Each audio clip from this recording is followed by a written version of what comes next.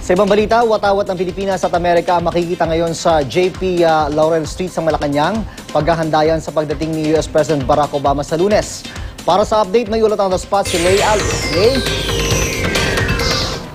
June, sa ngayon ay wala pa naman tayong namataang mga security preparation sa paligid ng Malacanang compound para sa pagdating ni US President Barack Obama sa Lunes.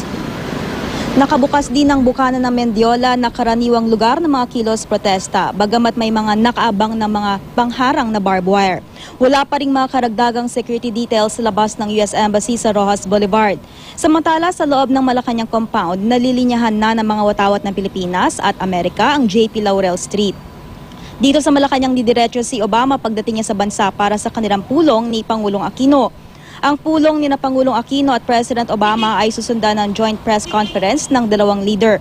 Pagkatapos nito ay bibisitahin naman ni Obama ang US Embassy na isa sa pinakamalaking embahada ng Amerika sa buong mundo. Kinagabihan babalik siya ng Malacanang para sa state dinner. Kinabukasan Martes, pupunta si Obama sa Fort Bonifacio. Kasama sa kanyang mga aktibidad doon ay ang wreath-laying ceremony sa American Cemetery. Sa Martes din lilipad si President Obama pabalik ng Washington, D.C.